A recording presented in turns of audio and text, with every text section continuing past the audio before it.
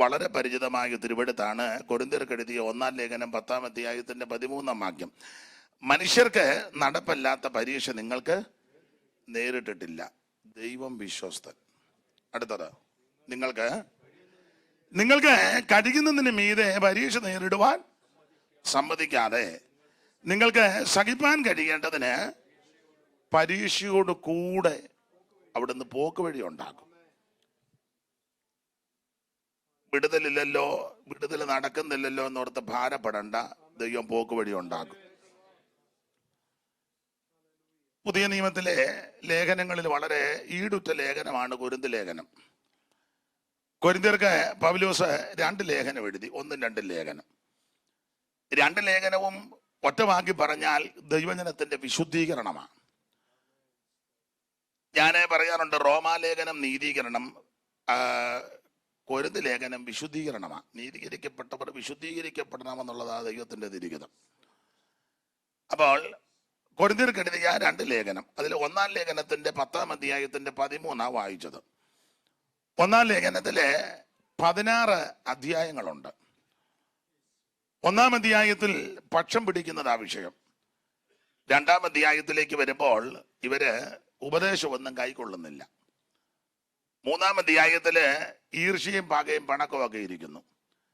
4-ാം അധ്യായത്തിൽ ഉള്ളതെല്ലാം അറിവ് ചീർപ്പിക്കുന്നു. 5-ാം അധ്യായത്തിൽ ജാതികളുടെ ഇടയിൽ പോലും ഇല്ലാത്ത നടപടിക്രമങ്ങൾ സഭയ്ക്കകത്ത് പ്രവേശിക്കുന്നു. 6-ാം അധ്യായത്തില് കേസും കോടതിയും വ്യവഹാരവും. 7-ാം അധ്യായത്തിൽ കുടുംബ പ്രശ്നം. 8-ാം അധ്യായത്തിൽ വിഗ്രഹാർപ്പിതം ഭക്ഷിക്കാമോ ഭക്ഷിക്കാൻ പാടില്ലയോ തർക്കം നടക്കുക. 9-ാം അധ്യായത്തിൽ ഇതെല്ലാം പറഞ്ഞ് പൗലോസിനെ ക്വസ്റ്റ്യൻ ചെയ്യാൻ പോകുന്നു, ഇയാൾ ആരാന്ന്. 10-ാം അധ്യായത്തിൽ എന്റെ ഭാഷ തിന്ന് മുടിഞ്ഞു പോയവന്റെ ചരിത്രമാണ്. 11-ാം അധ്യായത്തിലെ ഫാഷന. ലോകക്കാരേത് ഫാഷൻ കാണിക്കുമോ അതെല്ലാം സൺഡേ സഭയെ കൊണ്ടുവന്ന് പ്രദർശിപ്പിക്കുക. ഞാനത് പിന്നെ പറയാൻ സമയമുണ്ടെങ്കിൽ. മാത്രമല്ല 11-ാം അധ്യായം തിരുമേശകളുടെ ഉപദേശമാണ്. ആരെടുക്കണം, എങ്ങനെ എടുക്കണം, എടുക്കുന്ന ആൾ എങ്ങനെ ആയിരിക്കണം, കൊടുക്കുന്ന ആൾ എങ്ങനെ ആയിരിക്കണം. ചുമ്മാ കപ്പലിന്റെയും വെള്ളവും കുടിച്ചു പോകും പോലെ പോകരുത്. അപ്പോൾ അതാണ് 11-ാം അധ്യായം. മൈക്കിച്ചറോടൊന്ന് എനിക്കൊരു അപ്പോൾ 12-ാം അധ്യായത്തിലെ കൃപാവരങ്ങൾ നിന്നിട്ടില്ല. നിന്നെന്നൊക്കെ ചിലർ പറയുന്നു, നിന്നിട്ടില്ല. അന്യഭാഷയും നിന്നിട്ടില്ല, പ്രവചനവും നിന്നിട്ടില്ല, രോഗശാന്തി നിന്നിട്ടില്ല, വീര്യപ്രവൃത്തി നിന്നിട്ടില്ല. പറയുന്നവർക്ക് നിന്നായിരിക്കും, നിന്നിട്ടില്ല. 13-ാം അധ്യായത്തിൽ വളരെ ശ്രേഷ്ഠമായ ഒരു വരം. 14-ാം അധ്യായത്തിലേക്ക് വരുമ്പോൾ ശുശ്രൂഷകൾ, കൃപാവരങ്ങൾ വിനിയോഗിക്കേണ്ട വിധങ്ങൾ. 15-ാം അധ്യായം വിശുദ്ധന്മാരുടെ മരണവും രൂപാന്തരവും ഉയർപ്പും പുനരുത്ഥാനവും പ്രത്യാശയുടെ അധ്യായമാണ്. 16-ാം അധ്യായം വലിയ പ്രത്യാശയുള്ളതല്ല. കാരണം ആഴ്ചവട്ടത്തിന്റെ 1-ാം നാളെ ചരതിച്ചു വെച്ചതെല്ലാം കൊണ്ടുവരണമെന്ന, അത് പ്രത്യാശയുള്ളതൊന്നും അല്ല. അപ്പൊ ഓടിച്ച് ഈ 16 അധ്യായത്തിൽ കൂടെ പോകുമ്പോൾ ഇങ്ങനെ സാധാരണ പോകുക പതിവാ. 1-ാം അധ്യായത്തിൽ പക്ഷം പിടിക്കുന്നു. പക്ഷം അപ്പൊല്ലോസിന്റെ പക്ഷം, പൗലോസിന്റെ പക്ഷം, കേബാബിന്റെ പക്ഷം, കുറച്ച് പേര് ക്രിസ്തുവിന്റെ പക്ഷം, എല്ലാം പക്ഷം പിടിക്കുക. മിക്ക സഭകളിലും സെന്ററിലും സ്റ്റേറ്റിലും ജനറലിലും ലോക്കലിലും എല്ലാം പക്ഷമാണ്. ഞാൻ ഒരു സഭയെ ഉദ്ദേശിച്ചല്ല പറഞ്ഞ, പൊതുവില്ല. ചില സഭയിൽ ചെന്നാല് പാസ്റ്ററും സെക്രട്ടറിയും കൂടെ ഒരു പക്ഷം, ട്രഷാറും 3-4 പേര് വേറൊരു പക്ഷം, ഇവരെ എല്ലാം ഒതുക്കാൻ വേറൊരു പക്ഷം. എല്ലായിടത്തും പക്ഷമാണ്. ചിലയിടങ്ങളിൽ ചെന്നാൽ അമേരിക്കക്കാരെല്ലാം കൂടെ ഒരു പക്ഷം, പേർഷ്യക്കാരെല്ലാം കൂടെ ഒരു പക്ഷം, ലണ്ടൻ എല്ലാം കൂടെ ഒരു പക്ഷം, നാടനെല്ലാം കൂടെ ഒരു പക്ഷം. എല്ലായിടത്തും പക്ഷമാണ്. ചിലയിടങ്ങളിൽ ചെന്നാൽ നല്ലതുപോലെ വെളുത്തതെല്ലാം കൂടെ ഒരു പക്ഷം, കറുത്തതെല്ലാം കൂടെ ഒരു പക്ഷം, ഇരുനിറമെല്ലാം കൂടെ ഒരു പക്ഷം, വിളറിയതെല്ലാം കൂടെ വേറൊരു പക്ഷം. എല്ലായിടത്തും പക്ഷമാണ്. കൊരിന്ത് സഭയിലും ഇവർ പക്ഷം പിടിക്കുക. ഈ കൊരിന്തിനെ പറ്റി പഠിക്കുമ്പോൾ, കൊരിന്ത് സഭയെ പറ്റി പഠിക്കുമ്പോൾ വിസ്തരിക്കുന്നില്ല. വളരെ അനുഗ്രഹിക്കപ്പെട്ടൊരു സഭയാ, നമ്പർ 1 സഭയാ. 1:4 വായിച്ചേ, 1:4 ഇവരുടെ ക്വാളിറ്റി. നിങ്ങൾക്ക് ആ ക്രിസ്തുവേശുവിൽ നൽകപ്പെട്ട ദൈവകൃപ നിർത്താൻ ഞാൻ എൻ്റെ ദൈവത്തിന് നിങ്ങളെ കുറിച്ച് എപ്പോഴും. അടുത്തത്, ക്രിസ്തുവിന്റെ സാക്ഷ്യം നിങ്ങളിൽ ഉറപ്പായിരിക്കുന്നത് പോലെ അവനിൽ നിങ്ങൾ വിശേഷാൽ സകല വചനത്തിലും പരിജ്ഞാനത്തിലും സമ്പന്നരായി തീർന്നു. ഇങ്ങനെ നിങ്ങൾ ഒരു കൃപാവരത്തിലും. അപ്പൊ നമ്പർ 1 സഭയാ, നല്ല സഭയാ. ക്രിസ്തുവേശുവിൽ നിങ്ങൾക്ക് നൽകപ്പെട്ട ദൈവകൃപ നിമിത്തം ഞാൻ എൻ്റെ ദൈവത്തിന് നിങ്ങളെ കുറിച്ച് എപ്പോഴും സ്തോത്രം ചെയ്യുന്നെന്നാ പൗലോസ് പറഞ്ഞു. എന്ന് പറഞ്ഞാൽ കൊരിന്ത്യരെ ഓർക്കുമ്പോഴെല്ലാം പൗലോസിന് സ്തോത്രം ചെയ്യാൻ പ്രേരണ വർദ്ധിക്കുക. വിശ്വാസ കുടുംബങ്ങളെയും വ്യക്തികളുടെയും പേര് പറയുമ്പോൾ ശുശ്രൂഷകന്മാർക്ക് പറയാൻ പ്രേരണ വർദ്ധിപ്പിക്കണം. അങ്ങനെ ഒരു അനുഭവം നിങ്ങളുടെ ഭാഗത്തു നിന്നുണ്ടാകണം. ശുശ്രൂഷകരുടെ പേര് പറയുമ്പോൾ നിങ്ങൾക്കും അങ്ങനെ ആയിരിക്കണം. ചില ഇടങ്ങളിൽ ചിലർക്ക് പേര് പറയുമ്പോൾ തന്നെ ഉള്ള പ്രത്യാശയും കൂടെ പോവുക. എന്നെ ചെല്ലി പറയും, കർത്താവ് ജോർജിന് വേണ്ടി പ്രാർത്ഥിക്കുന്നില്ലേ, സൂസന് വേണ്ടി പ്രാർത്ഥന സഭയ്ക്ക് ഒരു അനുഗ്രഹമാ, ആയുസ് കൊടുക്കണം, ദീർഘായുസ് കൊടുക്കണം. സഭയുടെ യോഗങ്ങളൊന്നും മുടക്കുന്നില്ല, കൂട്ടായ്മയ്ക്ക് വരുന്നല്ലോ, വളരെ ഉത്സാഹമാണല്ലോ, ദൈവമക്കളെ സ്നേഹിപ്പാനും ബഹുമാനിപ്പാനും ആദരിപ്പാനും ഒക്കെ നല്ല മനസ്സുള്ള കുടുംബമാണല്ലോ, രണ്ടുപേരെയും സഹായിക്കണമേ, കുഞ്ഞുങ്ങളെ അനുഗ്രഹിക്കണമേ. നിർത്തരുത്. ഉദാഹരണമാണ്. എന്നാൽ ചിലരെ ഓർക്കുമ്പോഴെല്ലാം അങ്ങ് ഞരക്കവാ. എബ്രാഹിമത്തോണ്ട് ഞരങ്ങിക്കൊണ്ട് ജയിപ്പിക്കുക. താവേ തങ്കച്ചൻ പേര് ക്ഷമിക്കണേ, അങ്ങനെ ഉണ്ടെങ്കിൽ തങ്കച്ചൻ വന്നിട്ടുണ്ട്, ഇതുപോലെ ഈ സഭയ്ക്കൊരു പാരയാണ്, ഇന്നും വന്നിട്ടുണ്ടല്ലോ. ദൈവമേ നാവിനെ ബന്ധിക്കണമേ, സിംഹത്തിന്റെ നായെ ബന്ധിച്ച ദൈവമേ തങ്കന്റെ നാവിനെ ഒരക്ഷരം ഉരിയാടാൻ മനസ്സിലാകാടിയാന്നോ, എന്നെ പൊട്ടം കളിപ്പിക്കുകയാന്നോ? അങ്ങനെ ചെയ്യിപ്പിക്കരുത്. അങ്ങനെ ചെയ്യിപ്പിച്ചാൽ നിങ്ങൾക്ക് നന്നല്ലെന്നാ പുസ്തകത്തിൽ എഴുതിയേക്കുന്നത്. അപ്പൊ ഈ കൊരിന്ത്യരെ ഓർക്കുമ്പോഴെല്ലാം പൗലോസിന് സ്തോത്രം ചെയ്യാൻ പ്രേരണയാ. അല്ല, ക്രിസ്തുവേശുവിൽ നിങ്ങൾക്ക് നൽകപ്പെട്ട ദൈവകൃപ നിമിത്തം ഞാൻ എൻ്റെ ദൈവത്തെ നിങ്ങളെ കുറിച്ച് എപ്പോഴും. അടുത്തത്, ഇവര് സാക്ഷ്യമുള്ളവരുമാ. സാക്ഷി പറയാനും അറിയാം, സാക്ഷ്യം പറയുകയും ചെയ്യും. 5 മിനിറ്റ് കൊടുത്താൽ 50 മിനിറ്റ് കൊണ്ട് പപ്പും തൂവലും പൊടിപ്പും തൊങ്ങലും വെച്ച് പറയാൻ ചിലരങ്ങനെ പറയും. ഒരു ചെറിയ പനിയായിരുന്നു, യേശു സൗഖ്യമാക്കിയെന്ന് പറഞ്ഞിരുന്നാൽ മതി, ഇരിക്കുകയല്ല. പനി വന്ന വഴി, വന്ന വിധങ്ങള്, വന്നിട്ട് എത്ര ദിവസം എങ്ങനെയൊക്കെ നിന്നിങ്ങനെ കറങ്ങുന്ന കാണാൻ നിന്ന് മെനക്കേട് കേസുകളാണ് ഇതെല്ലാം. എന്നാല് എനിക്കറിയാം, മാരകമായ രോഗം വന്ന ചിലരുണ്ട്. പക്ഷെ അവരൊറ്റ വാക്കേ പറയുള്ളൂ, മാരക രോഗമായിരുന്നു, സഭ പ്രാർത്ഥിച്ചു, യേശു സൗഖ്യമാക്കി. അത് കേൾക്കുമ്പോൾ തന്നെ വിടുതലാ. അപ്പൊ ഇവര് സാക്ഷി പറയുന്നവരാ, സാക്ഷി പറയാൻ അറിയാം, അതിന്റെ നന്നായിട്ട് അറിയാം. ക്രിസ്തുവിന്റെ സാക്ഷ്യം നിങ്ങളിൽ ഉറപ്പായിരിക്കുന്നത് പോലെ. അടുത്തത്, ഇവര് സകലത്തിലും മുൻപന്തിയില്ല, നമ്പർ 1 വിശ്വാസികളാ, ടോപ്പാ. അവന് നിങ്ങൾ സകലത്തിലും. എന്നിട്ട് പറയാ വിശേഷാൽ. ആയിക്കേ, ഇവര് വചനത്തിൽ നല്ല തിട്ടമുള്ളവരാ. ആര്? കൊരിന്തിലെ വിശ്വാസികള് ഭയങ്കര വചന തിട്ടമാ. അതുകൊണ്ട് ഇവര് വേദപുസ്തകം പോലും കൊണ്ടുവരികയല്ല. അങ്ങനെയുള്ള ആൾക്കാരെ നമ്മുടെ ഇടയിലും കൊണ്ടുവരികയല്ല. ഇനി അഥവാ കൊണ്ടുവന്നാലും തുറക്കുകയില്ല. ഇപ്പൊ പിന്നെ നാട്ടിൽ ഇവിടുത്തെ രീതി അറിയത്തില്ല, വേദപുസ്തകം ഒന്നുമില്ല, മൊബൈലില്ല. ഞാനൊരു ചിന്തയുടെ വേറെ ഇതിനകത്തുണ്ടെന്ന് ഞാൻ പറഞ്ഞു, അതിനകത്ത് വേറെ ഉണ്ട്. നഹൂം പ്രവചനം തോണ്ടിയപ്പം ലില്ലിക്കുട്ടി ഇറങ്ങി വരുന്നു. അതുകൊണ്ട് അതിനകത്ത്. എന്നാൽ ഇനി അവളെ ഇച്ചിരി നേരം കണ്ടേച്ച് നഹൂമിലോട്ട്. നിങ്ങൾക്ക് മനസ്സിലാകാഴിയാണോ അതോ? പക്ഷെ ഇതിനകത്ത് അത് മാത്രമേ ഉള്ളൂ. ഇണങ്ങിയാലും കൊള്ളാം, പിണങ്ങിയാലും കൊള്ളാം. ഒരു ശുശ്രൂഷയ്ക്ക് നിൽക്കുമ്പോൾ ഇതുമായിട്ട് നിൽക്കുന്നതാ ഭൂഷണം, യോഗ്യത. സഭായത്തിന് വരുമ്പോൾ ഇതുമായിട്ട് വന്നിരുന്ന് തുറന്ന് നോക്കി വായിച്ച് ധ്യാനിക്കുന്നതാ അനുഗ്രഹവും നല്ലതും. നമ്മുടെ വിഷയമല്ലെന്ന് പോട്ടെ, ഇതൊക്കെ പറയാം, അയാളെ മൂരാച്ചിയാന്ന് പറയും ഞാൻ. അതുകൊണ്ട് പിന്നെ വെറുതെ എന്തിനാ ആലോക്യം ഉണ്ടാക്കുന്നില്ല. എന്തായാലും ഇവര് നല്ല വചനത്തിൽ തിട്ടമുള്ളവരാ, കൊരിന്ത് വിശ്വാസികൾ. അവന് നിങ്ങൾ വിശേഷാൽ സകല വചനത്തിലൊക്കെ നല്ല പ്രാവീണ്യമാണ്. ദൈവദാസന്മാര് കുറുവാക്യം വാക്യം അറിയാം, ഇന്ന് ഇതിലേക്കൂടെ ഒക്കെ പോകുമെന്ന്. നമ്മുടെ കുറത്തിയാട് നിങ്ങളുടെ അടുത്താ കുറച്ച് സഹോദരിമാരുണ്ട്, നല്ല മിടുക്കികളാ. ഉപദേശമാര് വാക്യം പറയുമ്പോൾ അവരെല്ലാം ഈ വിരല് ഇതിനിടെ കയറ്റും. ഞാൻ ഒരിക്കൽ ശുശ്രൂഷയ്ക്ക് പോയപ്പോൾ എന്നോട് പറഞ്ഞ, അച്ഛാ അവിടെ 5-8 അമ്മാമ്മമാരുണ്ട്, നല്ല മിടുക്കി സഹോദരിമാരാ. നമ്മൾ ഏത് വാക്യം പ്രസംഗിച്ചാലും അവർക്ക് അറിയാം ഇന്ന് എന്നതൊക്കെയാ. അപ്പൊ ഉടനെ തന്നെ ഇവരിലെല്ലാം കൂടി ഇതിനിടെ കയറ്റും. അവർക്കറിയാം അടുത്ത വാക്യം. ഞാൻ പറഞ്ഞു, ഞാൻ ഒന്ന് പോവുക, പ്രാർത്ഥിക്കാൻ പറഞ്ഞു.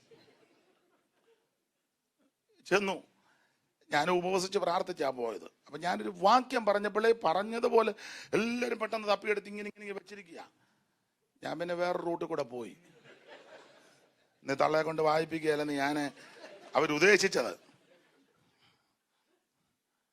അല്ല, കുറ്റമല്ല പറഞ്ഞ, അത്രയ്ക്ക് തിട്ടമാ. അല്ല, തിട്ടം വേണം. വചനത്തിൽ പരിജ്ഞാനം ഉണ്ടായിരിക്കണം, വചനത്തിട്ടം വേണം. അപ്പോൾ ഇവര് കൊരിന്തിലെ വിശ്വാസികളെല്ലാം വചനത്തിൽ ഭയങ്കര അഗാധ ജ്ഞാനമാണ്. അവന് നിങ്ങൾ വിശേഷാൽ സകല വചനത്തിലും പിന്നെ സകല പരിജ്ഞാനം. കൊരിന്തുകാർക്കൊക്കെ നല്ല പരിജ്ഞാനം. അതുകൊണ്ട് പെട്ടെന്ന് കൈയടിക്കുകയോ അല്ലേലിയ പറയുന്നില്ലേ, പരിജ്ഞാനത്തോട് ഇരിക്കും. നമ്മുടെ ഇടയിലും ഉണ്ട്. നമ്മൾ പറയലേ, അനങ്ങുന്നില്ലല്ലോ, പരിജ്ഞാനമുള്ള ആളാണ് ഈ സഭയിലെ ഏറ്റവും. മറ്റേ അല്ലേലിയ ഗ്ലോറി പറഞ്ഞ പരിജ്ഞാനമില്ലാത്ത ബേബി. യോഗത്തിന് വന്നേച്ച് ഇങ്ങനെ ഇരിക്കുന്ന നല്ല പരിജ്ഞാനം. നിങ്ങളെ വിലയ്ക്ക് വാങ്ങിയിരിക്കാൻ താന്താങ്ങൾക്കുള്ളവരല്ല. ആകയാൽ നിങ്ങളുടെ ശരീരം കൊണ്ട് ദൈവത്തെ മഹത്വപ്പെടുത്തണം. നിങ്ങളുടെ അവയവങ്ങൾ അനീതിയുടെ ആയുധങ്ങളാക്കാതെ നീതിയുടെ ആയുധങ്ങളായി ദൈവത്തിന് സമർപ്പിക്കണം. എങ്ങനെ? ഈ ലോകത്തിന് അനുരൂപരാകാതെ. അപ്പൊ കൊരിന്തിലെ വിശ്വാസികൾ വചനത്തിലൊക്കെ നല്ല തിട്ടമാ, നല്ല പരിജ്ഞാനമുള്ളവരുവാ, നല്ല പരിജ്ഞാനമാ. അടുത്തത്, ഇങ്ങനെ നിങ്ങൾ ഒരു കൃപാവരത്തിലും കുറവില്ലാത്ത എല്ലാ കൃപാവരങ്ങളും കൊരിന്ത് സഭയിലുണ്ട്. അപ്പോൾ അനുഗ്രഹിക്കപ്പെട്ട നമ്പർ 1 സഭയാ കൊരിന്ത് സഭ. ഈ സഭയിലാ പക്ഷം പിടിക്കുന്നത്. പക്ഷം പിടിക്കുക, ഗ്രൂപ്പിസം. ഇപ്പം നമ്മുടെ ഇടയിൽ ഞാൻ പറയാനുണ്ട്, ഇപ്പം നമ്മുടെ ഇടയിൽ ഇപ്പം ഗ്രൂപ്പിസം എന്നല്ല പറയുന്നത്. ചില സഭയോടൊക്കെ പാനൽ.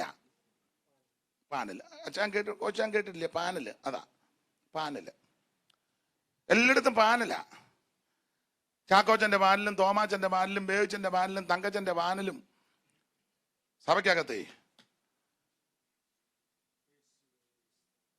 വചനം ഓർക്കുന്നത് കൊണ്ടൊരു സംഭവം പറയാം, എല്ലാം പറയുന്നില്ല. ശൗല് മരിച്ചു. ശൗല് മരിച്ചു കഴിഞ്ഞപ്പോൾ ശൗലിന്റെ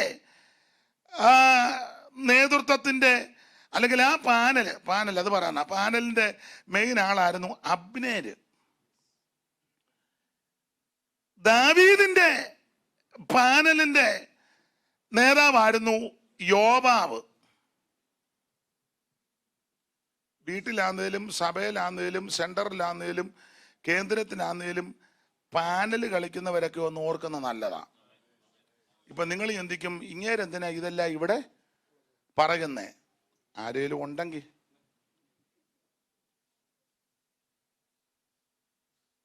ഗ്രൂപ്പിസം. അപ്പൊ ഈ ശൗല് മരിച്ചു കഴിഞ്ഞപ്പം ശൗലിന്റെ മരണം തന്നെ ദാരുണ മരണമാ, വല്ലാത്ത മരണമാ. ശൗൽ എങ്ങനെയാ മരിച്ചേ?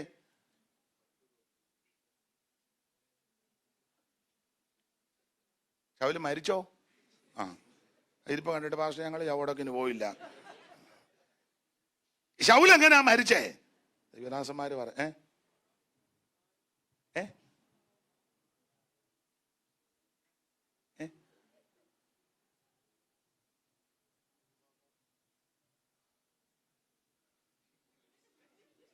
ശൗല് മരിച്ചേ ജോടി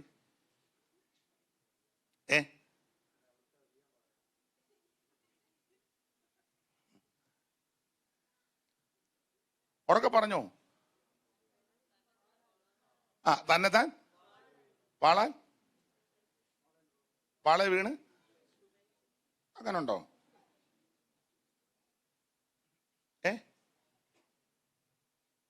സമയം പോന്ന് പെട്ടെന്ന്.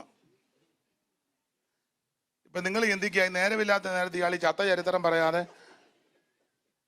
അല്ല, ഇതൊക്കെ ഓർക്കണ്ട ആകുന്ന കാര്യം. ശൗൽ എങ്ങനെയാ മരിച്ചെന്ന്? തബല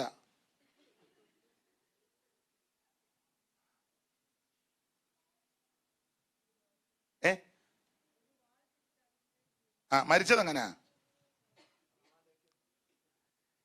ശമൂവേലിന്റെ 1-ാം പുസ്തകം പഠിച്ചാൽ ഈ വാൾ പിടിച്ച് വീണ് മരിച്ചെന്ന് തോന്നും. വായിച്ചേ 31:1 മുതൽ, ഓടിച്ചു വായിര്. ശമൂവേലിന്റെ 1-ാം പുസ്തകം 31:1 മുതൽ ഉറക്ക വായിച്ചോ.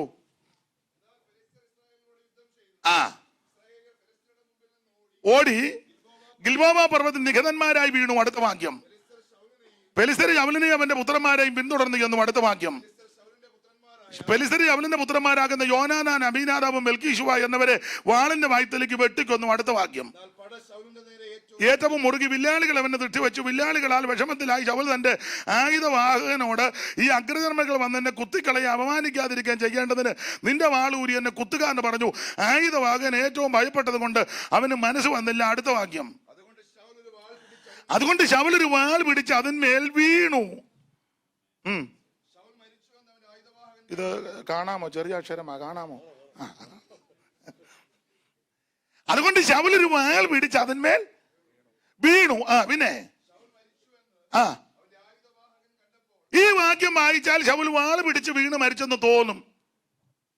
ശൗൽ ഒരു വാൾ പിടിച്ച് അതിന്മേൽ വീണു. അടുത്ത പദം. ശൗൽ മരിച്ചു വന്ന്. അപ്പൊ ഇത് ഓടിച്ചു വായിച്ചാൽ വാൾ പിടിച്ച് വീണ് മരിച്ചെന്ന് തോന്നും. പക്ഷെ അവിടെ ഒരു ചെറിയ പെശകുണ്ട്. പെശകല്ല, ശൗൽ ഒരു വാൾ പിടിച്ച് അതിന്മേൽ വീണു. ഒരു കുത്തുണ്ട്. ഒരു ഫുൾ സ്റ്റോപ്പ് ഇല്ലേ? ഇല്ലേ? അതെന്തിനാ ഫുൾ സ്റ്റോപ്പ്? ഇച്ചിരി വിടവുണ്ടെന്നാ നികത്തിയേക്കാം. അല്ല, ഒരു വാൾ പിടിച്ചെന്ന് അതിന്മേൽ വീണു. ഒരു സെന്റൻസ് പൂർത്തീകരിച്ചു. അടുത്ത പദം. ശൗൽ മരിച്ചു വന്ന് ആയുധഭാഗം കണ്ടപ്പോൾ താനും. അപ്പൊ ഇവൻ ഈ വീണ് ഉടനെ മരിച്ചില്ല. ഇനി ശൗമാന്റെ 2-ാം പുസ്തകം 1:1 മുതൽ വായിച്ചേ.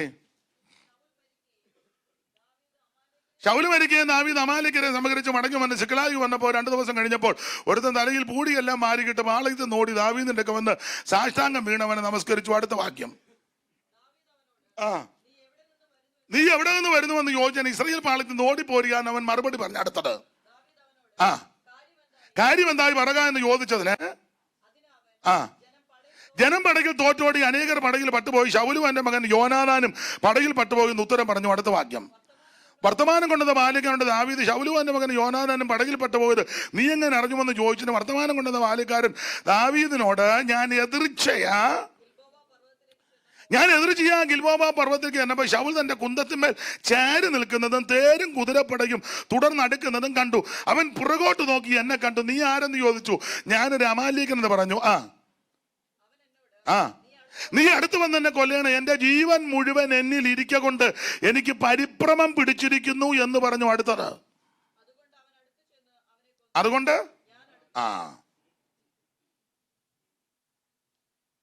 അപ്പൊ ശ്രദ്ധിക്കുക. നീ അടുത്ത് വന്ന് എന്നെ കൊല്ലണം, എന്റെ ജീവൻ മുഴുവൻ എന്നിൽ ഇരിക്ക കൊണ്ട് എനിക്ക് പരിഭ്രമം പിടിച്ചിരിക്കുന്നു, അതുകൊണ്ട് ഞാൻ അടുത്ത് ചെന്നവനെ കൊന്നു. ഈ 2 ശൗമേലിന്റെ 1-ാം പുസ്തകവും 2-ാം പുസ്തകവും ചേർത്ത് പഠിക്കുമ്പോൾ ഇങ്ങനെയാണ് പഠിക്കുന്നത്. ആത്മഹത്യ ചെയ്യാൻ നോക്കി ആയുധം കയറ്റി ജീവൻ പോയില്ല. ജീവൻ പോകാൻ ഇങ്ങനെ ഏക്കമിട്ട് കിടന്നപ്പോൾ പുറമോട്ട് നോക്കി ഒരുത്തൻ നിൽക്കുന്നു. അമാലേക്കൻ എന്നെ കൊല്ലാൻ പറഞ്ഞു. അമാലേക്കൻ ചെന്ന് വെട്ടിക്കൊന്നു.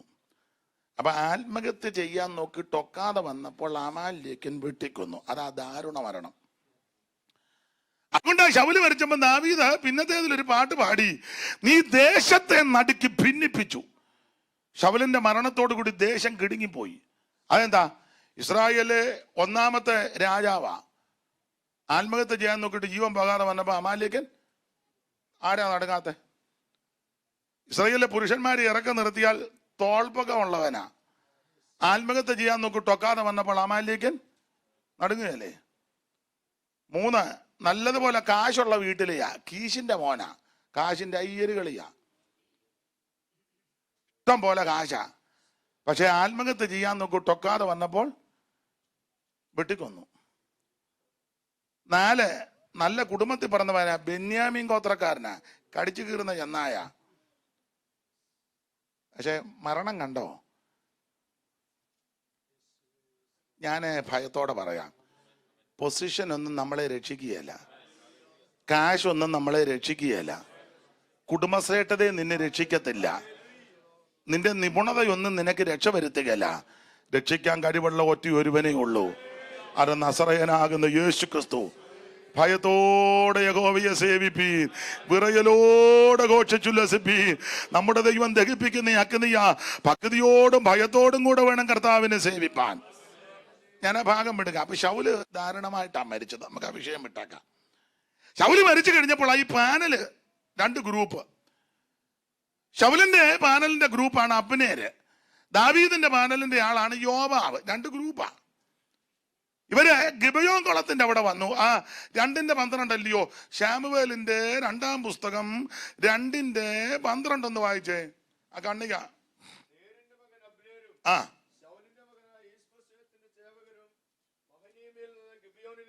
അടുത്തത്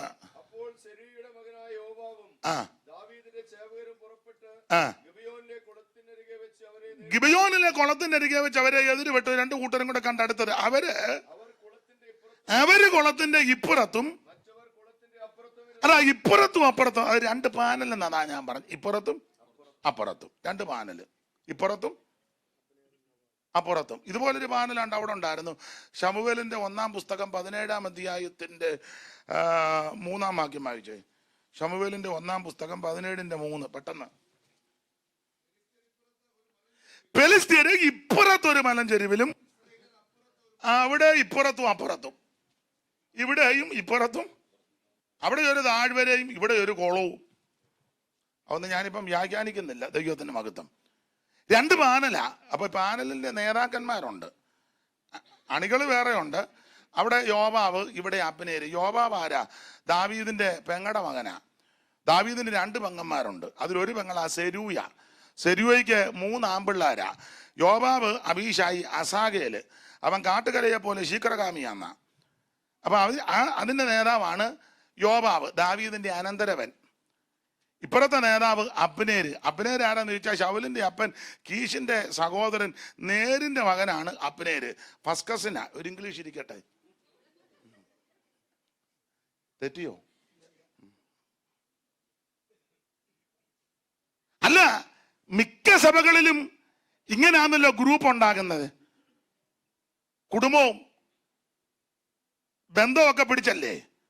അതെ, മാങ്ങായാന്നോ മൂത്തത്, മാങ്ങാണ്ടിയാന്നോ?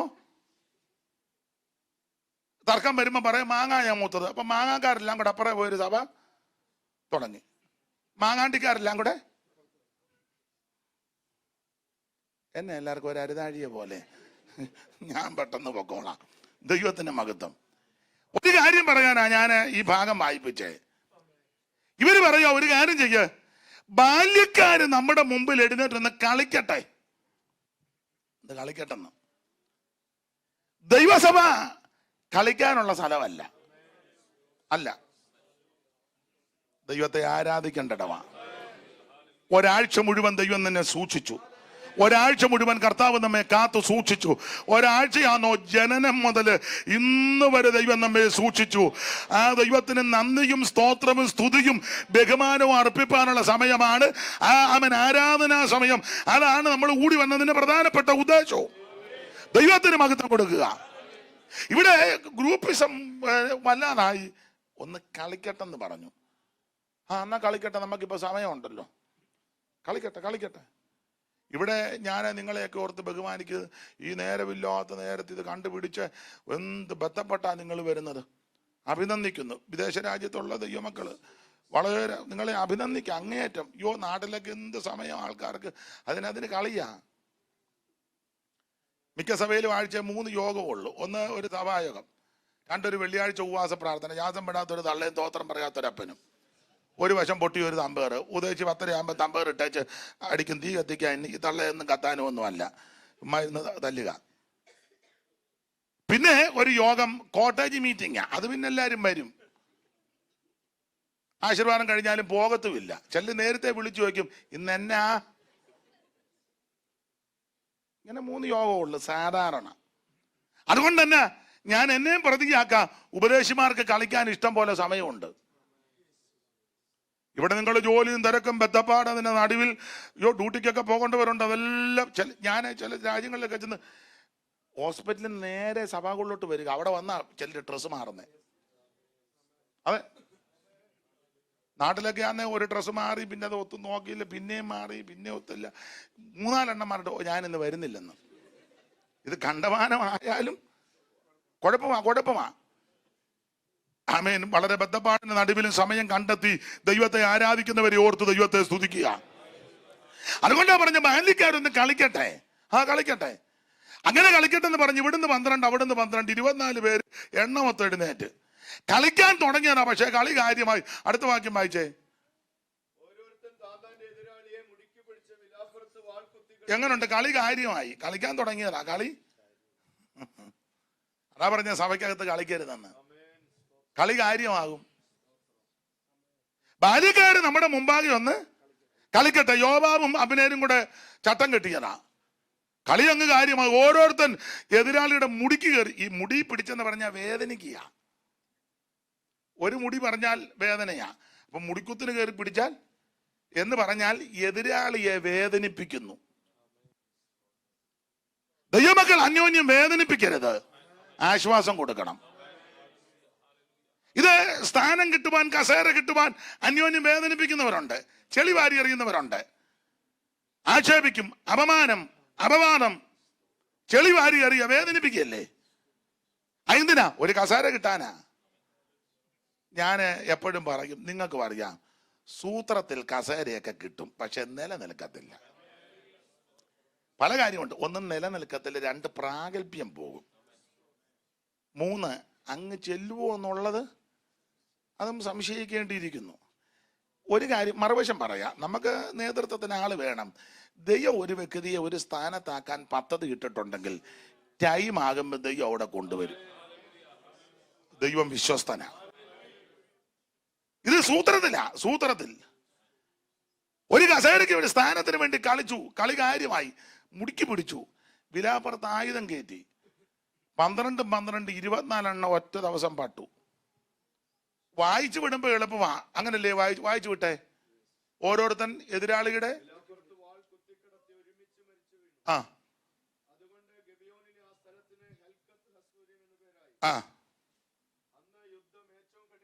അപ്പൊ ശ്രദ്ധിച്ച് വായിച്ചു വിടുമ്പോൾ ഒരുമിച്ച് വീണെന്ന. പക്ഷെ നിങ്ങൾ ശ്രദ്ധിക്കണം, 24 കുടുംബത്തിലായി ഇപ്പൊ പ്രശ്നം. എന്റെ ഭാഷ പറഞ്ഞ 2 പേരുടെ ബോൾത്തായ യോവാബും അബ്നേരും. ഇവരുടെ വാശിയും ഇവരുടെ ഇതുകൊണ്ടാ. പക്ഷെ 24 കുടുംബത്തിൽ പ്രശ്നം. ഞാൻ വിവരിക്കുന്നില്ല, താഴോട്ട് പഠിച്ചാൽ പ്രശ്നം തീർന്നില്ല, പ്രശ്നം രൂക്ഷമായി. അതുകൊണ്ടാണ് ഞാൻ പറഞ്ഞ് പക്ഷം പിടിക്കരുത്. ഇവിടെ 1-ാം അധ്യായത്തിൽ പൗലോസിന്റെ പക്ഷം, കേബാബിന്റെ പക്ഷം, അപ്പൊല്ലോസിന്റെ പക്ഷം, ക്രിസ്തുവിന്റെ പക്ഷം. സഭ പക്ഷം പിടിക്കാനുള്ള ഇടമല്ല. ദൈവത്തിന് മകത്ത് ദൈവത്തെ ആരാധിക്കേണ്ട സ്ഥലമാണ്. ഞാനിങ്ങനെ ഓരോ അധ്യായത്തിൽ കൂടെ പോയാൽ പറയാനുണ്ട്.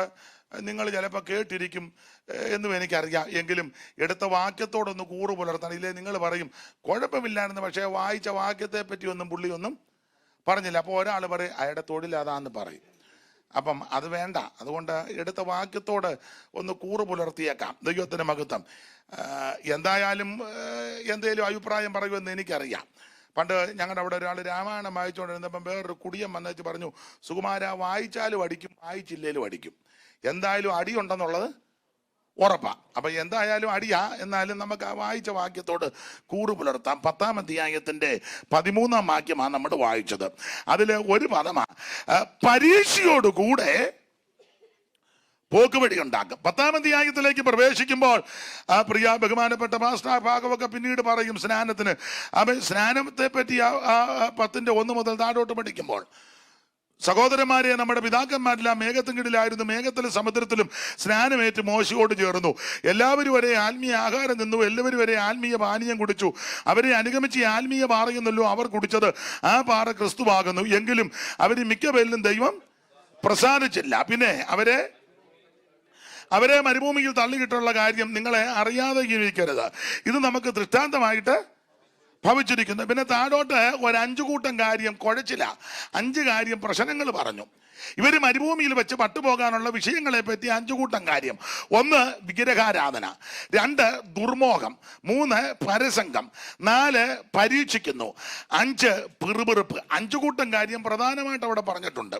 അപ്പോൾ ശ്രദ്ധിക്കുക, ഇതെല്ലാം പറഞ്ഞിട്ട് പൗലോസ് പറയുക, ആകയാൽ താൻ നിൽക്കുന്നുവെന്ന് തോന്നുന്നവൻ വീഴാതിരിപ്പാൻ സൂക്ഷിക്കണം, നോക്കണം. കാരണം വീണവരുടെ ചരിത്രമാ അവിടെ പറഞ്ഞിരിക്കുന്നത്. പക്ഷേ വീഴാതിരിക്കാൻ നിങ്ങൾ സൂക്ഷിക്കണം. ഇതെല്ലാം പറഞ്ഞേച്ച് 13-ാം വാക്യത്തിൽ പൗലോസ് എടുത്തു പറയുക, പിന്നെ ഒരു കാര്യം, മനുഷ്യർക്ക് നടപ്പല്ലാത്ത പരീക്ഷ നിങ്ങൾക്ക് നേരിട്ടിട്ടില്ല. ഇന്ന് രാത്രിയില് എന്നെ കേൾക്കുന്ന ദൈവമക്കളോട് പറയാം, നമുക്ക് സഹിക്കാൻ പറ്റാത്തതൊന്നും ദൈവം തരികയല്ല.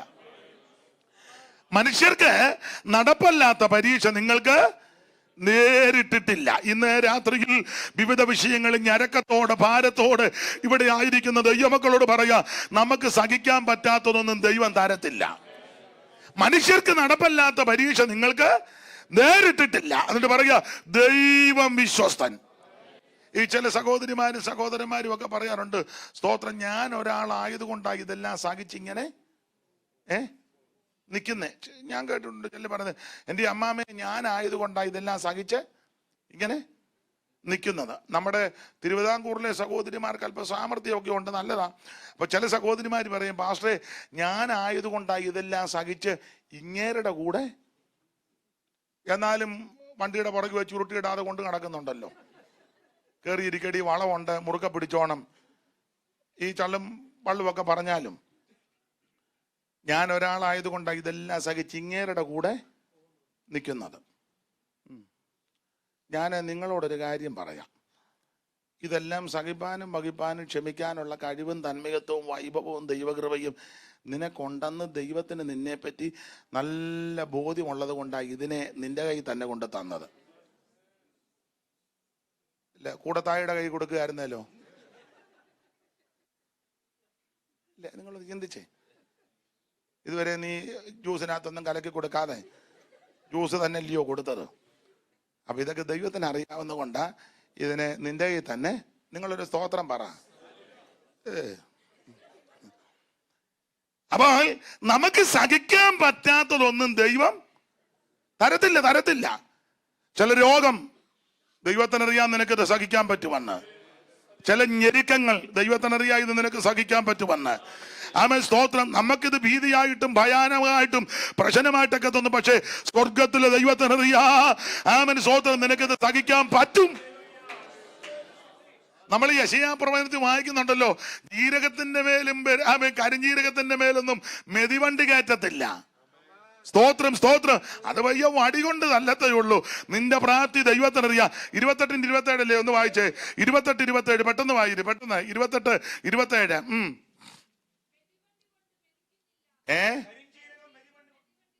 ആദ്യം മെതിവണ്ടി വേണ്ട, കരിഞ്ജീരകം വായിച്ചേച്ച് പറ. പുള്ളിക്കാരി ഒന്ന് വായിക്കട്ടെ, ആഗ്രഹത്തോടെ വായിച്ചതല്ലേ. വായിച്ചേ. കരിഞ്ജീരകം മെതിവണ്ടി കൊണ്ട്, പിന്നെ ജീരകത്തിന്റെ മേൽ വണ്ടിയുടെ ചക്രം ഉരുട്ടത്തില്ല. പിന്നെ കരിഞ്ജീരകം വടികൊണ്ടും അത്രയൊക്കെ ചെയ്യുള്ളൂ. ജീരകത്തിന്റെ മണ്ടയിലോട്ട് വണ്ടി കയറ്റിയാ എന്തോ ചെയ്യും? അടുത്ത വാക്കുകളുണ്ട്, ചതച്ച് കളയുകയല്ലെന്ന്. വായിച്ചേ. മെതിക്കുമ്പോ ധാന്യം വല്ലതും ചതച്ച് കളയുമോ? നീ ചതഞ്ഞ് അരഞ്ഞു പോകാൻ ദൈവം അനുവദിക്കത്തില്ല. Praise the Lord. നമുക്ക് തോന്നും ഇതോടെ തീർന്നു, അസ്തമിച്ചു, ഇനി രക്ഷയില്ല, നീക്കുപോക്കില്ല എന്നൊക്കെ ചിന്തിക്കും. പക്ഷേ ദൈവ പൈതലേ, നീ ചതഞ്ഞ് അരഞ്ഞു പോകാൻ നിന്റെ ദൈവം അനുവദിക്കത്തില്ല. ജീരകത്തെ വടികൊണ്ടും അവൻ കരിഞ്ജീരകത്തെ കോലുകൊണ്ടും ദൈവം തല്ലും. ചില അടികളും ചില തല്ലുമൊക്കെ കിട്ടുന്നത് ദൈവം നിന്നെ തള്ളിക്കളഞ്ഞതല്ല, ഉപേക്ഷിച്ചതല്ല, വെറുത്തതല്ല, ത്യജിച്ചതല്ല. ദൈവം നിന്നെ സ്നേഹിക്കുന്നത് കൊണ്ടാ. സ്നേഹിക്കുന്ന അപ്പനാ മക്കളെ ശിക്ഷിക്കുന്നത്. ബാലശിക്ഷ നിരസിക്കരുത്. നിരസിച്ച കൗലുടയന്മാരാ നാം മക്കളാ. അതുകൊണ്ട് ചിലപ്പോ ചില ശിക്ഷകളൊക്കെ തരും. അതെല്ലാം സന്തോഷത്തോടെ സഹിക്കണം. മൂത്താമ്പാക്കനെ ഉപദേശിയുടെ ജീവിതത്തില് അദ്ദേഹം പാടി, ദുഃഖത്തിന്റെ മാനപാത്രം കർത്താവിന്റെ കയ്യിൽ തന്നാൽ പാത്രം വലിച്ചെറിയുമെന്നാണോ? പിന്നെ ഒന്ന് പാടിക്കേ, ചാകത്തൊന്നുമില്ല, പാട്. ദുഃഖത്തിന്റെ പാനപാത്രം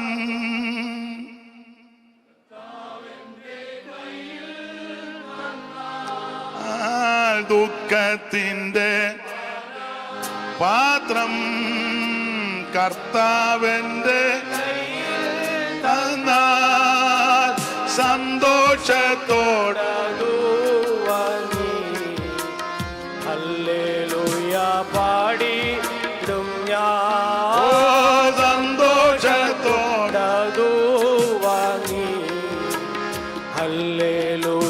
പാടിയിടും ഞാൻ. അപ്പൊ ശ്രദ്ധിക്കുക, ചരിത്രം പറയുന്നത് തന്റെ മകൻ ഷൗമേൽ കുട്ടി മരിച്ച ഡെഡ് ബോഡി കൈ വെച്ചോണ്ട് കുറിച്ച വരികളാണ്. ദുഃഖത്തിന്റെ പാനപാത്രം കർത്താവിന്റെ സന്തോഷത്തോടെ വാങ്ങി ഹല്ലേലൂയ പാടും. ഒരു ചോദ്യം, മൂത്താമ്പാക്കൽ സാധു കൊച്ചുകുഞ്ഞിന്റെ കയ്യിലോട്ട് ദൈവം തമ്പുരാൻ ദുഃഖത്തിന്റെ പാനപാത്രം കൊടുത്തപ്പം കൊച്ചുകുഞ്ഞ് അത് വാങ്ങി സന്തോഷത്തോടെ ഹല്ലേലൂയ പാടി. പാടാൻ കാരണം എന്നാ? അതാ വേറെ ആളെ പറഞ്ഞ കൊച്ചുകുഞ്ഞിന് ഒത്തിരി പാട്ടറിയാമായിരുന്നെന്ന്.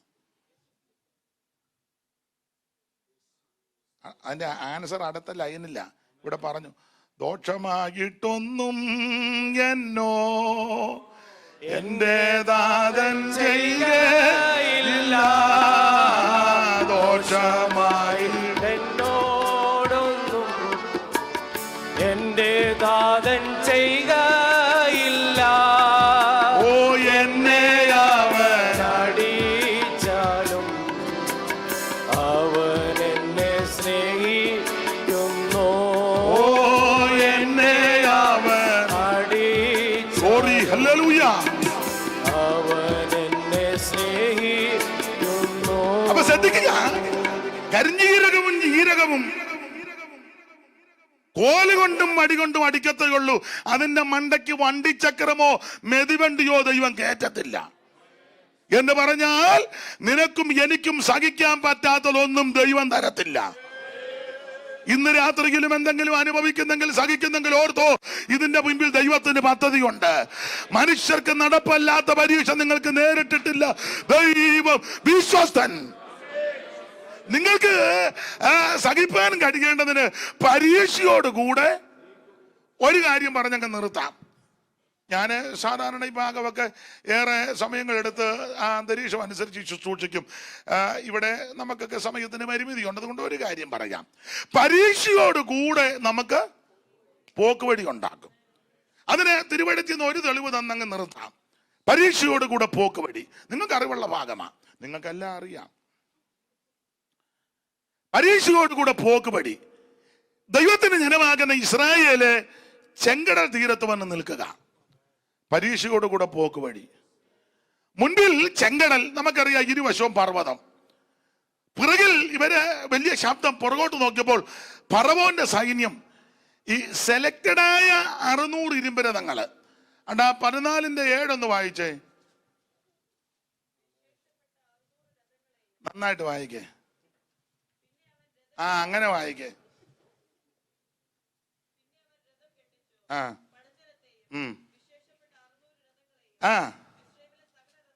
മിസ്രയീമിലെ സകല രഥങ്ങളെയും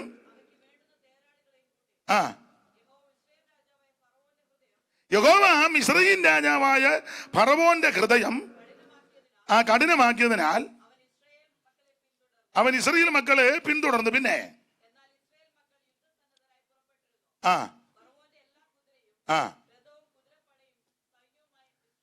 അപ്പൊ ശ്രദ്ധിക്കുക, വിശേഷപ്പെട്ട 600 രഥങ്ങളും പിന്നെ സകല കുതിരപ്പടയും തേരും തേരാളികളും ദൈവജനത്തിന്റെ പുറകെ വരിക. ഒരൊറ്റ കുതിരയെ ഒറ്റ തേരും മിസ്രയീമിലില്ല, മുഴുവൻ ഇറങ്ങി ദൈവജനത്തിനെതിരെ പിടികൂടാൻ. അപ്പൊ ഇവര് ചെങ്കടൽ തീരത്ത് വന്ന് നിൽക്കുക. മുൻപിൽ ചെങ്കടൽ, വായും പിളർന്നാ നിൽക്കുന്നത്. പുസ്തകത്തിൽ ഇങ്ങനെ ഒരു വാക്യമുണ്ട്, മിസ്രയീം കടലിന്റെ നാവ്. അങ്ങനെ വാക്യം, മിസ്രയീം കടലിന്റെ നാവ്. അപ്പം വാ പിളർന്ന് നിൽക്കുക. എന്തിന്? ദൈവജനത്തെ വിഴുങ്ങാൻ. പുറകെ ഫറവോന്റെ സൈന്യം വരുന്നു. എന്തിന്?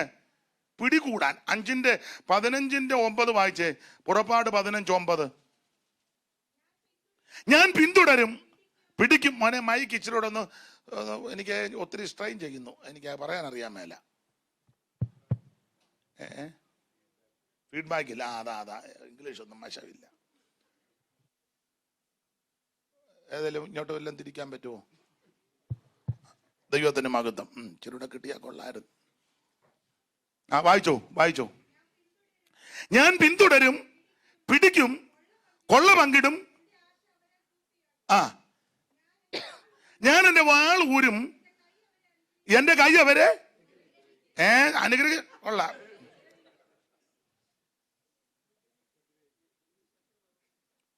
ശത്രു പറഞ്ഞു ഞാൻ പിന്നാലെ ചെല്ലും പിടിക്കും.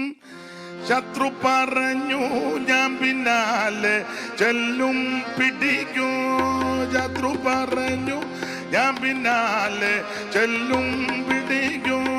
ശത്രു പറഞ്ഞു ഞാൻ പിന്നാലെ ചെല്ലും പിടിക്കും.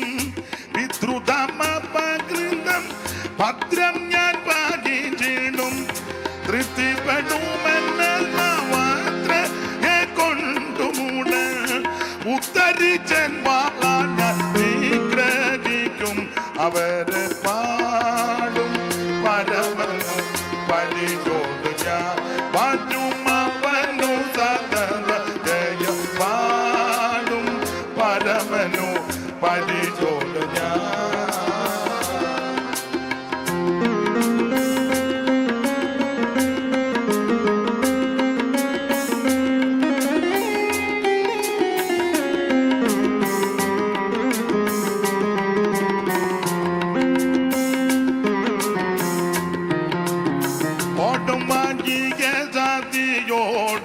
കൂടവേ കടലൂടെ തല്ലി തേജോടെ പ്രബലം കടൽ കൂടെ തല്ലി തേജോടെ പ്രബലപ്പെട്ട പാടും പരമനു പരിചോട് ഞാൻ. പാടും അവനു സകലം ജയം പാടും പരമനു പരിചോട് ഞാൻ. ശത്രു പറഞ്ഞു ഞാൻ പിന്നാലെ ചെല്ലും പിടിക്കും.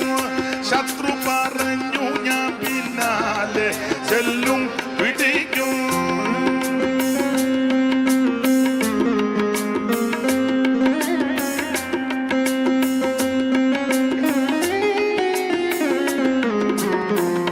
ശത്രു പറഞ്ഞു ഞാൻ പിന്നാലെ ചെല്ലും പിടിക്കും.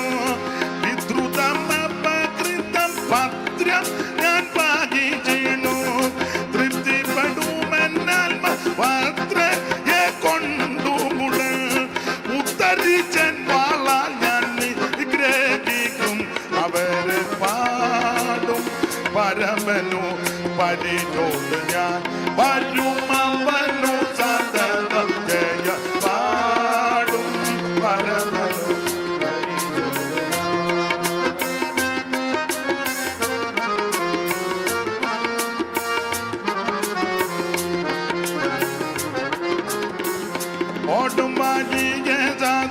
ോടു കൂടവേ കടലൂടെ തല്ലി തേജോടെ പ്രബല കടലൂടെ തല്ലി തേജോടെ പ്രബല പെട്ടാൽ പാടും പരമനു പരിചോട്. അരുമവനു സദനം ജയം പാടും പരമനു പരിചോട്.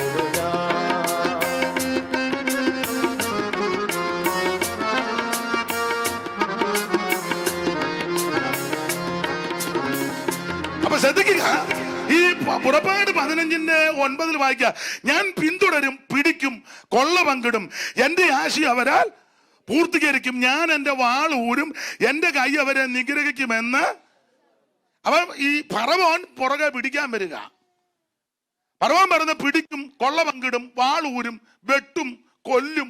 ഒരെണ്ണത്തിന് വെച്ചേക്കത്തില്ല. പരീക്ഷയാ. മുൻപിൽ ചെങ്കടൽ വായും പിളർന്ന് നിൽക്കുക ഇവരെ വിഴുങ്ങാൻ. ചുരുക്കി പറഞ്ഞാൽ 2 വശവും പർവ്വതവും. പരീക്ഷ. എന്തോ ചെയ്യും? ഇനി വേറൊരു കാര്യം നിങ്ങൾ ചിന്തിച്ചാൽ, ഈ ചെങ്കടല് കടക്കാതെ ദൈവം തമ്പുരാൻ ഇവരെ കൊണ്ടുപോകാം. വേറെ വഴിയുണ്ട്, നമുക്കറിയാം. വേറെ വഴി. ആ വഴിയെ പറ്റി പറഞ്ഞ വിശാലമായ വഴി, നല്ല വഴി, രാജപാത, ഹൈവേയാ. നമ്മളെല്ലാം ഹൈവേ പോകാനായിരിക്കുന്നത്. ആ വഴിയെ പറ്റി പറഞ്ഞ എളുപ്പ വഴി എന്നാ. എളുപ്പ വഴി. ഞാനും നിങ്ങളും എല്ലാം എളുപ്പ വഴി പോകാനായിരിക്കുന്നേ. എളുപ്പവഴിയുണ്ട്, വണ്ടി പോകുന്ന വഴിയുണ്ട്, അതിലെ വിട്ടില്ല. വണ്ടി പോകുന്ന വഴി എളുപ്പ വഴി എന്ന് പറയാൻ കാര്യം, ബെന്യാമീനെ യാക്കോബ് വിടാതിരുന്നപ്പോൾ ചേട്ടന്മാർ പറഞ്ഞ അപ്പച്ചൻ ഇവനെ വിടാതിരുന്നത് കൊണ്ടാണ് വിടുകാരനെ ഞങ്ങളിപ്പോൾ 2 വട്ടം പോയേച്ച് എളുപ്പ വഴിയാ. വണ്ടി പോകുന്ന വഴിയാ. യോസേപ്പ് രഥ വഹിച്ചത് ആ വഴിയിൽ കൂടാ. അപ്പൊ അത് വണ്ടി പോകുന്ന വഴിയും വീതിയുള്ള വഴിയും രാജപാതയും നല്ല വഴിയാ. അതിലെ വിട്ടില്ല. നമുക്ക് ചിലപ്പോൾ തോന്നും അതിനെ ഈ വഴി വിടാത്തത്, നല്ല വഴിയല്ലേ, ഹൈവേ അല്ലേ, സ്പീഡിൽ പോകാമല്ലോ, പെട്ടെന്ന് കാര്യമല്ല നടക്കുമല്ലോ. നമ്മുടെ വിചാരമല്ലോ ദൈവത്തിന്റെ വിചാരം. എളുപ്പ വഴി വിടാഞ്ഞതിന്റെ കാര്യം ഒരു വാക്യം വായിച്ചേ. പുറപ്പാട് പുസ്തകം 13:17 ഒന്ന് വായിച്ചേ. പുറപ്പാട് 13:17. എളുപ്പ വഴി വിടാഞ്ഞതിന്റെ കാര്യം. ആ പറവോൻ ജനത്തെ വിട്ടുകഴിച്ച ശേഷം പെലിസ്തരുടെ ദേശത്തു കൂടിയുള്ള വഴി അടുത്തതെന്ന് വരികിലും, പക്ഷേ ജനം യുദ്ധം കാണുമ്പോൾ അനുദമിച്ച് മിസ്രയീമിലേക്ക് മടങ്ങിപ്പോകുന്നു വെച്ച് ദൈവം തമ്പുരാൻ അവരെ അതിലേക്ക് കൊണ്ടുപോകില്ല. ചെങ്കടലിന് അരികെയുള്ള മരുഭൂമിയിൽ കൂടി ദൈവം ജനത്തെ ദൈവം ചുറ്റിച്ചതാ കേട്ടോ. നമ്മൾ വിശാശാനം പറഞ്ഞിരുന്ന അങ്ങ് ശാസിക്കുക, ചുമ്മാ കിറി കോടാന്നല്ലാതെ ഇടയിൽ ദൈവം ചുറ്റിക്കുക. എല്ലാത്തിനും കയറി ആട്ടരുത്, ആട്ടേണ്ടതിനെ ആട്ടാവുള്ളൂ. നമ്മൾ അറിഞ്ഞു പിടിച്ച് ശാസിക്കുക. അടുത്തിരിക്കുന്നവന്റെ ദേഹം മുഴുവൻ കുളിച്ചു. ഇത് ദൈവം ചുറ്റിക്കുക. ദൈവം ജനത്തെ ചുറ്റി നടത്തിയെന്ന അതിന് എല്ലാ വാക്യവും എടുപ്പിക്കുന്നത് നിങ്ങൾക്കറിയാം. പറവോൻ ജനത്തെ വിട്ടയച്ച ശേഷം ഫെലിസ്ത്യരുടെ ദേശത്തു കൂടിയുള്ള വഴി അടുത്തതാ. അപ്പം വഴി അടുത്തതാ, വീതിയുള്ളതാ, വണ്ടി പോകുന്നതാ. പക്ഷെ ആ വഴി ഫെലിസ്ത്യ ദേശത്തൂടുള്ളതാ.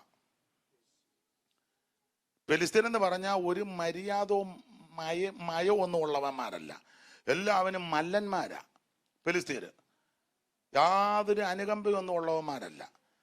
എല്ലാത്തിനാണെ നല്ല നെടുപ്പും, കണ്ട അന്തം വിട്ടുപോകും.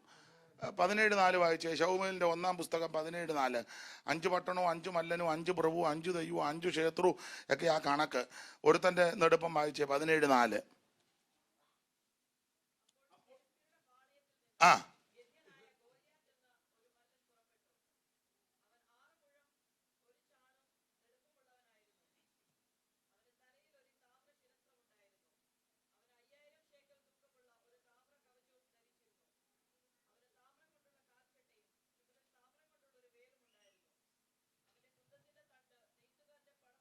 പടപ്പതടി.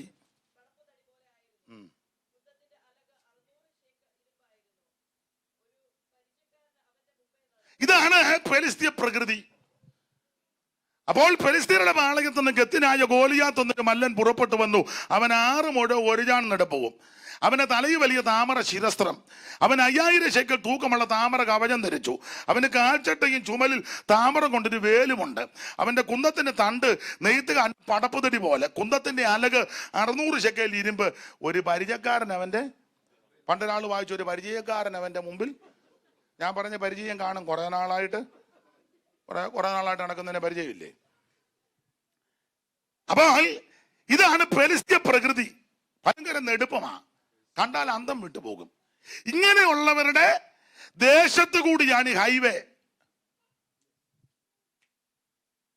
നമുക്ക് തോന്നി ഹൈവേയിൽ എന്നാ ദൈവം ഞങ്ങളെ വിടാത്തെ, വീതിയുള്ള വഴി കൂടെ എന്നാ വിടാത്തെ. അതിന്റെ കാരണം പറയാം.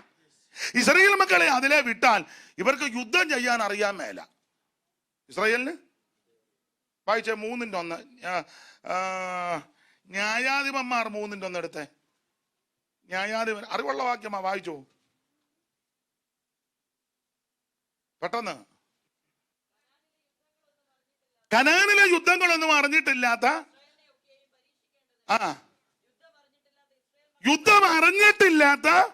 അപ്പൊ ഇവർക്ക് യുദ്ധം അറിയത്തില്ല. ആർക്ക്? ഇസ്രായേലിന് ഇവർക്ക് യുദ്ധം അറിയത്തില്ല. ഫെലിസ്ത്യരാണ് നന്നായിട്ട് യുദ്ധം ചെയ്യുന്ന വരുവാ. ഇസ്രായേൽ മക്കൾക്ക് യുദ്ധം ചെയ്യാൻ, ഇവർക്ക് യുദ്ധം ചെയ്യാൻ അറിയാം. പിന്നെ ഇവർക്ക് അറിയാവുന്ന 2 കാര്യമുണ്ട്. ഒന്ന്, കഴിക്കാൻ അറിയാം നന്നായിട്ട്. ഇവർക്ക് അറിയാവുന്ന 2 കാര്യമാണ് പ്രധാനം. ഒന്ന് കഴിക്കാൻ, അത് അവർ പറഞ്ഞല്ലേ, ഞങ്ങൾ അവിടെ വെച്ച് വില കൂടാതെ. പിന്നെ കൂടെ കൂടി ഇവർ കഴിക്കുന്ന കാര്യം പറയുമായിരുന്നു. 16:2, 11:4. പുറപ്പാട് 16:2, സംഖ്യ 11:4. പെട്ടെന്ന് വായിച്ചു.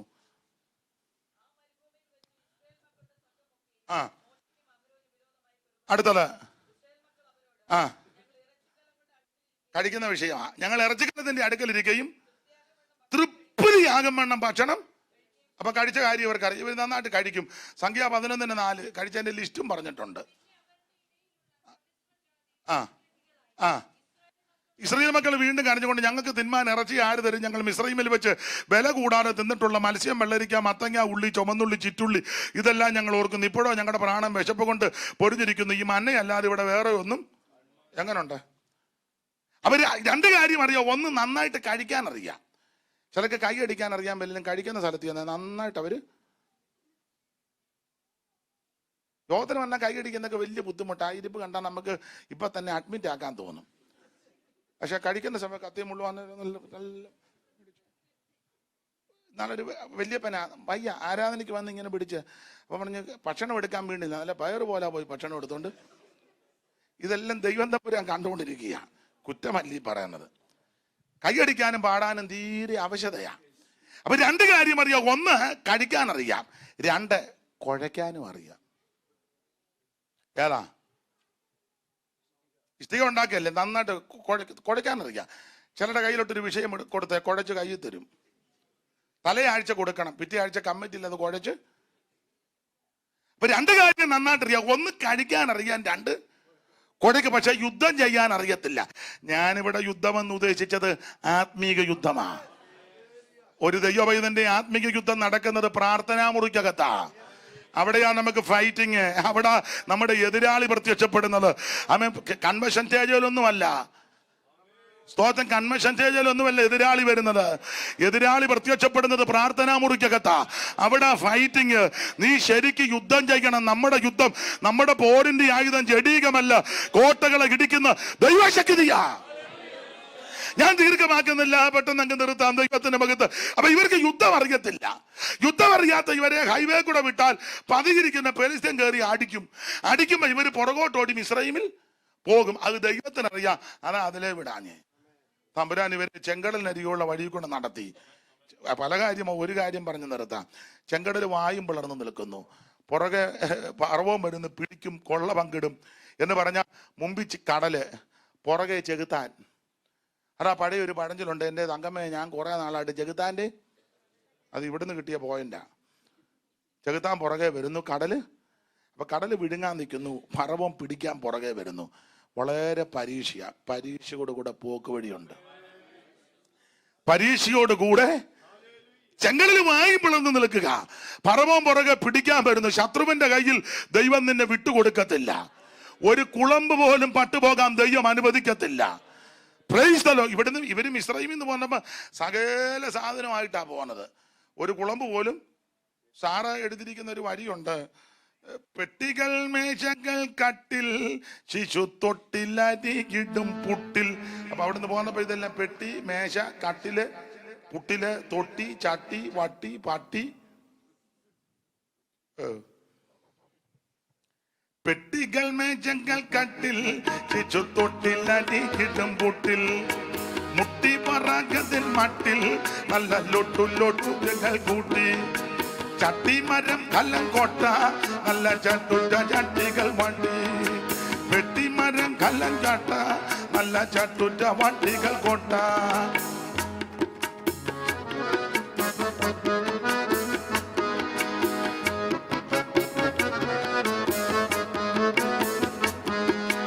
കൊട്ടകൾ വട്ടികൾ ചട്ടി മരം കോട്ടകൾ ലോട്ടകൾ കൂട്ട. ചട്ടി മരം കല്ലം കോട്ട നല്ല ചട്ടുറ്റ ചട്ടികൾ വട്ടി. അട്ടിയടുക്കി ശകട നിന്റെ തട്ട് തകരുമെന്നോണം. അട്ടിയടുക്കി ശകട നിന്റെ തട്ട് തകരുമെന്ന്. പാടാൻ നേരമില്ല. ദൈവത്തിന്റെ മഹത്വം. അപ്പൊ ശ്രദ്ധിക്കുക, ഒരു കുളമ്പ് പോലും പട്ടുപോകാതെ അവിടുന്ന് പുറപ്പെടുവിച്ചു. അങ്ങനെ പുറപ്പെടുവിച്ച ഇവരെ ഫറവോന്റെ കൈ ദൈവം കൊടുക്കുകയല്ല. എന്നാൽ മുൻപിൽ ഇപ്പൊ ചെങ്കടൽ നിൽക്കുക വിടുങ്ങാൻ. ഇതിന്റെ നടുവിൽ ജനം ഭാരപ്പെട്ട് പിറുപിറുത്തപ്പോൾ തമ്പുരാൻ മോശയോട് പറഞ്ഞ് പിറുപിറുക്കണ്ട, പരീക്ഷയോട് കൂടെ പോക്ക് വടി ഉണ്ടാക്കാൻ പോവുക. നിന്റെ കയ്യിലൊളിക്കുന്ന വടിയുണ്ടല്ലോ, വടി ചെങ്കടലിന്മേ നീട്ടെ. മോശ വടിയെടുത്ത് ചെങ്കടലിന്മേ നീട്ടി വിഭാഗിച്ചെന്നൊക്കെ ആ പുസ്തകത്തിൽ എഴുതിയേക്കുന്നത്. ആ ചെങ്കടലിനെ വിഭാഗിച്ചു, അങ്ങനെയൊക്കെയാ. പക്ഷെ ഒരു കാര്യമുണ്ട്, വേദപുസ്തകം പഠിപ്പിക്കുന്നത് സ്വർഗത്തിൽ കൗൺസിൽ കൂടി. സ്വർഗത്തിൽ ഇടയ്ക്കിടയ്ക്ക് കൗൺസിൽ കൂടും.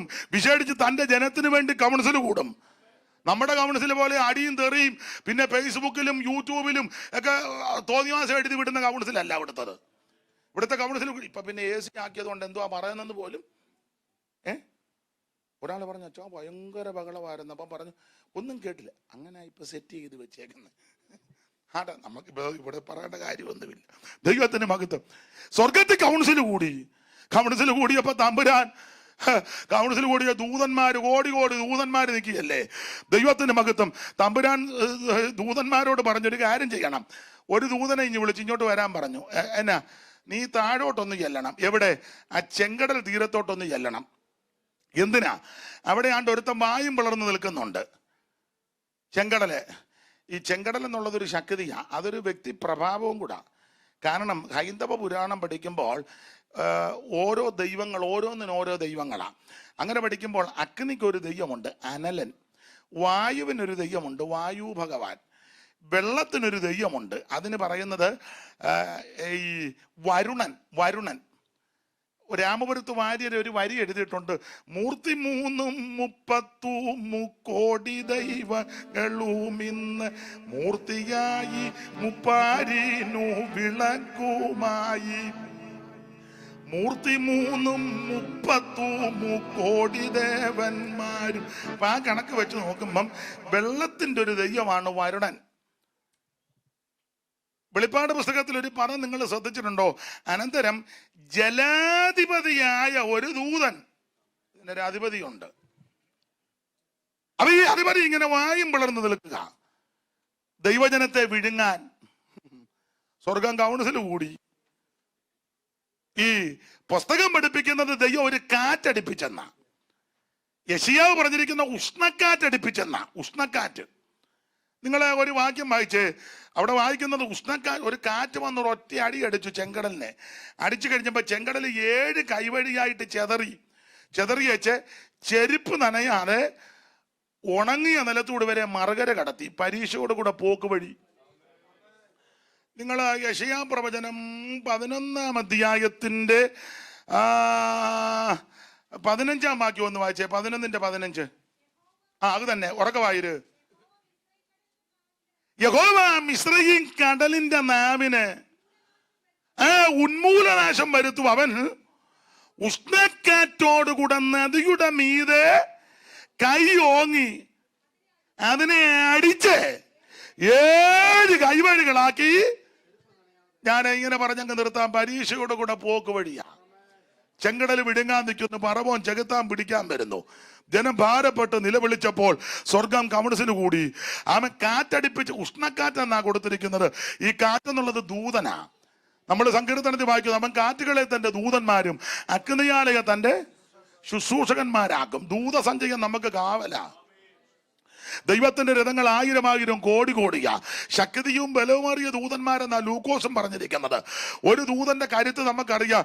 പണ്ടൊരിക്കൽ ദൈവം ഒരു ദൂതനെ വിളിച്ചു പറഞ്ഞോട്ട് വരാൻ പറഞ്ഞു. ദൂതൻ ഇങ്ങനെ നിൽക്കുകയല്ലോ, നമ്മൾ പാട്ട് പാടും പോലെ സദാ സന്നദ്ധരായി നിൽക്കുക.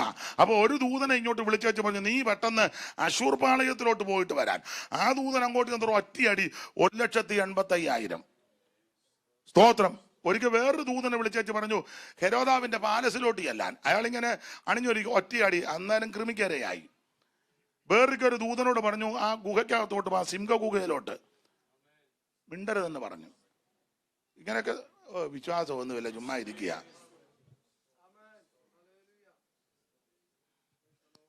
ഇങ്ങനത്തെ ദൂതന്മാരാ എനിക്കും നിനക്കും കാവല്. സ്വർഗം കൗൺസിൽ കൂടി വെച്ച ഒരു ദൂതനോട് പറഞ്ഞു, നീ താഴോട്ട് എന്ന് അന്റെ വായും പിളർന്ന് നിൽക്കുന്ന വൈരിയെ കണ്ടോ, ചെങ്കടലെ കണ്ടു, ഒരടി അടിക്കാൻ പറഞ്ഞു. ദൂതൻ ഇങ്ങോട്ട് വന്ന് ഒറ്റ അടി അടിച്ചു. ഒരടി അടിച്ചപ്പോൾ 7 കൈവഴിയായി ചെങ്കടൽ വിഭാഗിക്കപ്പെട്ടു. ചെരുപ്പ് നനയാതെ ഉണങ്ങിയ നിലത്തൂടെ ദൈവം തമ്പുരാൻ വരെ മറുകര കടത്തി. പരീക്ഷയോടുകൂടെ നിനക്ക് പോക്ക് വഴിയുണ്ട്. നിന്നെ വിടുങ്ങുവാൻ ഭാവിക്കുന്ന വൈരിയെ ദൈവം അടിക്കും. ദൈവജനത്തെ, ദൈവസഭയെ, ദൈവപ്രവർത്തനങ്ങള്, സുവിശേഷത്തെ, സുവിശേഷ പ്രവർത്തനങ്ങള് അതിന് തടയണയിട്ടുകൊണ്ട്, അത് രാജ്യമാന്നേലും രാഷ്ട്രമാന്നേലും ദേശമാന്നേലും ആര് വിരോധമായി വന്നാലും സ്വർഗത്തിലെ ദൈവം പ്രാർത്ഥിക്കുന്ന ജനത്തിന് വേണ്ടി ദൂതനെ ഇറക്കി. ഉടാമനതല്ല പടപലപതല്ല പടപശ. ഓ ദൈവത്തിന് മഹത്വം, ദൈവത്തിന് മഹത്വം, ദൈവത്തിന് മഹത്വം, ദൈവത്തിന് മഹത്വം. പ്രാർത്ഥിക്കുന്ന നമുക്ക് വേണ്ടി ദൈവം ദൂതനെ ഇറക്കും. ദൂതനെ പരീക്ഷയോടുകൂടെ നിനക്ക് പോക്ക് വഴിയുണ്ട്. ശത്രുവിന്റെ കൈ ദൈവം നിന്നെ വിട്ടുകൊടുക്കത്തില്ല.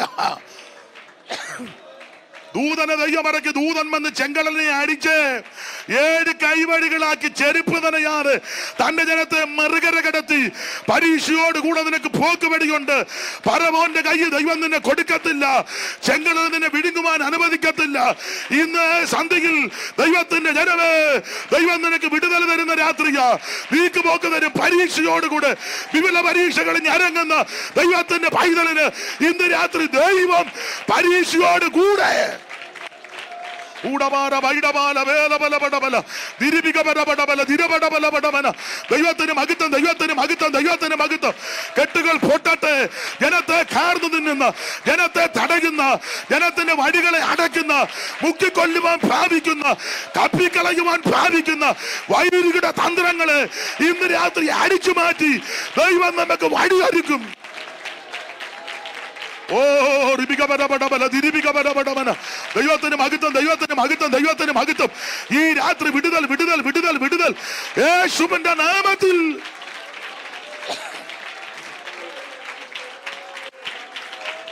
Praise the Lord. Hallelujah. കരമുയർത്തി ദൈവത്തെ മഹത്വപ്പെടുത്താം. ഒരിക്കൽ കൂടെ ദൈവത്തെ സ്തുതിച്ചാട്ടെ.